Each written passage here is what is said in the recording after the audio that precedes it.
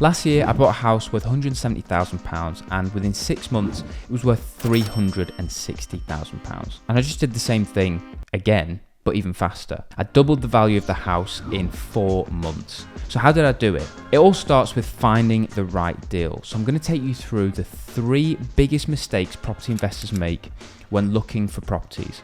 And at the end, I'll walk you through my exact process of finding deals so that you can just copy my system.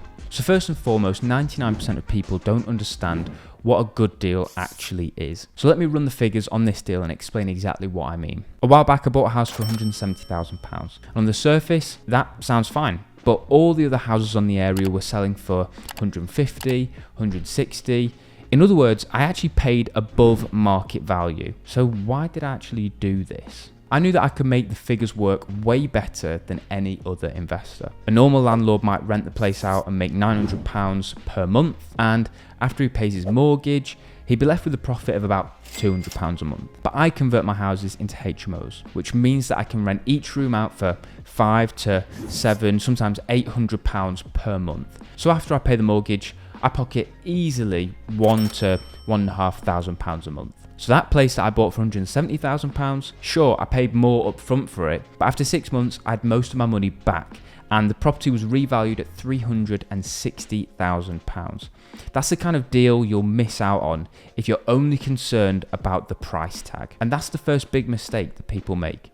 They don't look beyond the asking price. Cheap doesn't equal good. Some great deals are actually expensive, and what matters is the returns that you'll make on your investment. Plus, people seem to think that the asking price is the sale price. They look at the house that's on the market for $200,000 and don't even try to put an offer forward because they think they can't afford it. But what if the seller was willing to sell for 180?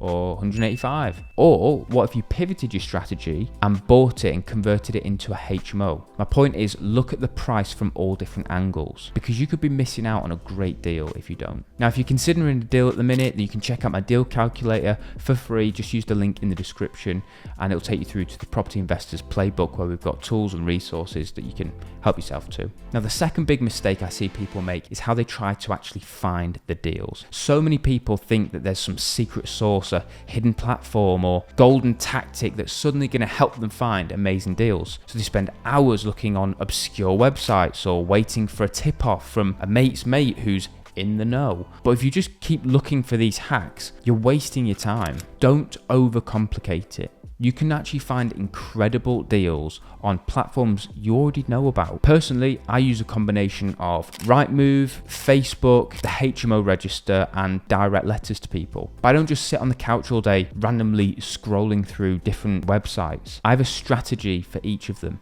On sites like Rightmove and Zoopla, volume is key. I'm on Rightmove every single day, checking for houses that match my budget, my location, my condition requirements, and then I just make a boatload of offers and just test the water, and I just see what I can get for a decent price. On Facebook, I use ads to reach out to sellers.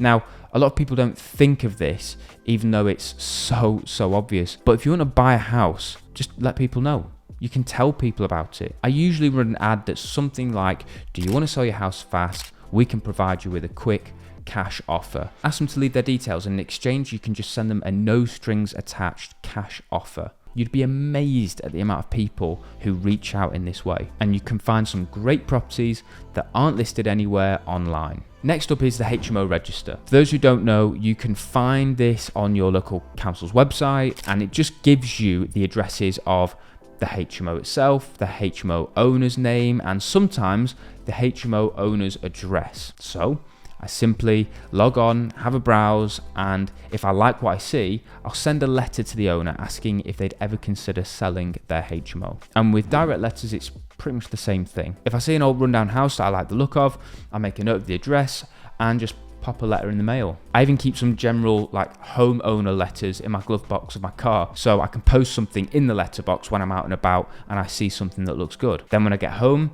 I look up on the land registry who the owner is, and I get the owner's current address and post a letter directly to their house where they're registered to cover all my bases and double down. Just last week, I actually got a call from somebody who I'd sent a letter to, I think it was 3.5, maybe 4 years ago. So it just goes to show, if you keep sowing those seeds and trust in the process, opportunities will come up out of nowhere at any time. But the key to all of this is staying organized and staying consistent. Anytime I reach out to someone, I add their details to a spreadsheet I started with. I now use a CRM called Pipedrive, but you could start with a spreadsheet. So I can follow up with them in months, weeks, or sometimes it might even be years down the line. Sometimes someone won't be ready to sell right away, but if you keep on checking in, you can catch them at the perfect moment. Now, all this sounds obvious, but that's exactly why people don't do it. One of my best pieces of advice is just get out there and get started. The reason I find amazingly good deals is because I'm always consistently out there. So I come across loads of great deals all the time in the simplest of places. But even if you think you've found the best deal, the most amazing house, way under market value, it doesn't actually mean that the job is done. You can still mess it up with the third mistake, and unfortunately I actually saw a perfect example of this a few weeks ago. I met someone who had just bought a house in Blackburn and was planning on converting it into a HMO. The numbers sounded great and he was so excited. I just didn't have the heart to actually tell him. Blackburn is, or where this property was at least, in an Article 4 area. Now, if you don't know, Article 4 is a restriction that essentially means that you have to go through a planning process to convert your property into a HMO. It's much more difficult to get your house signed off as a HMO. You need specific permissions, and without them, you're stuck with a standard residential property that you cannot let as a multi-let. So this guy had forked out all of this cash in place, and I don't actually think he'll be able to convert it, and he's probably going to lose quite a lot of money because of it. So this highlights the final mistake that people make, which absolutely wrecks deals, and that is not checking the fine print. It doesn't matter if it's the best price in the world, you need to do your research beyond the price, and you need to make sure that you're able to get your money back. How do you do this? Well, first you need to get someone who knows what they're doing to actually value the property and get an idea of the area. Then figure out how much the stamp duty is going to cost, the finance will cost, what the rental yield will be. And if you're planning on converting it into HMO, then you need to make sure it's going to be able to be converted into HMO. And so you have to do all of this stuff, and only when you know exactly what your exit strategies are or could be, only at that stage should you actually make an offer. So if I was looking for a property deal to buy right now, today, what would I do? Well, let me walk you through exactly how I'd do it. So again, I'd start with the simple things. I would start on somewhere like Rightmove.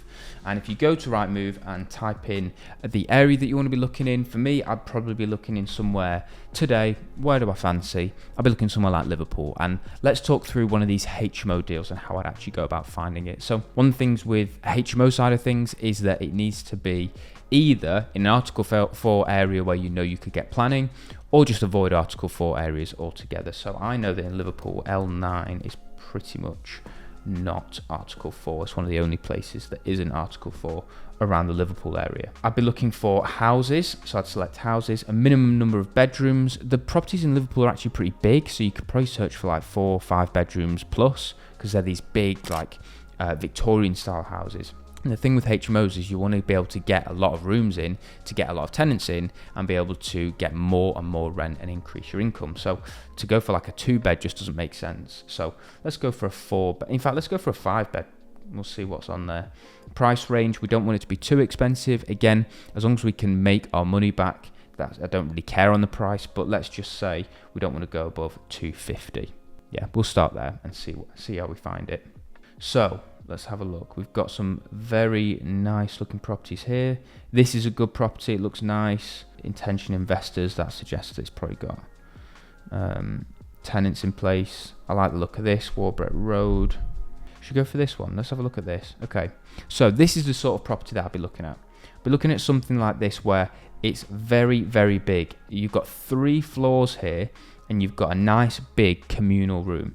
With HMOs, what you want to be doing is providing the biggest rooms possible. For me, my preference is, unless you're going to go down the social housing route, I would be putting in en-suites in every room, and where you can, I'd be putting in kitchenettes as well to really drive up the rent. Because when you're looking at HMOs, you want to be looking at how to maximize the end value more than you are trying to get a discount on the purchase price.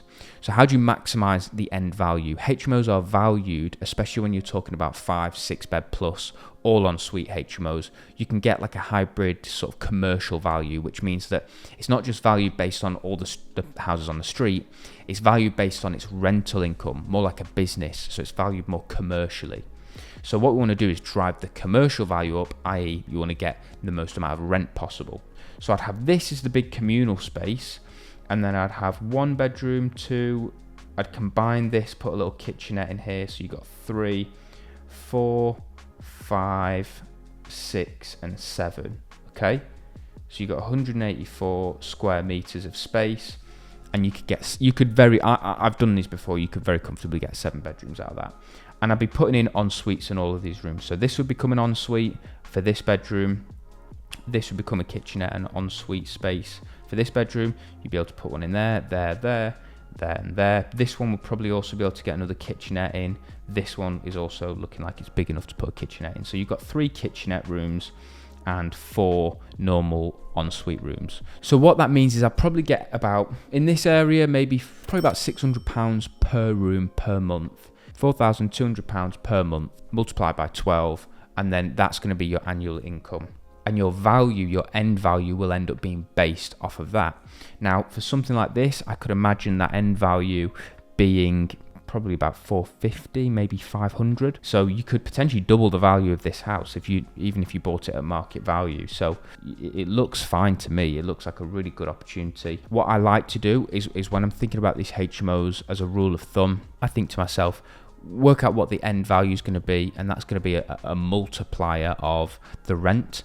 People often say it's a multiplier of 10. That's not always the case, but speak to some HMO experts near you, go to some networking events, find what people seem to be valuing their HMOs in that area. You could also get the property valued by somebody, a valuer, a RICS valuer, to value it on the basis that you were to convert it into a HMO. You can work out what your end value is, and then what I'd do is I'd say, if you can buy the property for half of that, spend a quarter of that on the conversion. So let's say for this, you bought it at 250, you spent £125,000 converting it, so that's 25% added on. Then you've got the 25% added at the end, where when you refinance, that's your profit margin, so you can recycle your capital, pay back your original loan, own the house, have your money back, and be cash flowing every single month. That's how I'd be looking at deals. That's how I assess them. I mainly just look at the properties, look in the areas that I know aren't Article 4. You can find those areas by looking on the local council's website, or I use a website called article4map.com. Again, look at the local council's website. So in this area, you'd be looking at Liverpool. So just type in Liverpool HMO standards, and there'll be a document on their website or a page on their website that tells you exactly what you need to do. And then it's just all down to the numbers. Now, that was a bit of a whistle-stop tour, but that is how I look for properties. That's how I identify properties and work out if a property can be converted into a HMO. By avoiding these 3 mistakes, I find great deals that I can double values in 6 months. But if you don't know what you're looking for in the first place, then how will you actually know if you're looking at a diamond in the rough or a nightmare money pit? Well, watch this video next, where I tell you exactly how I use Rightmove to find the best deals.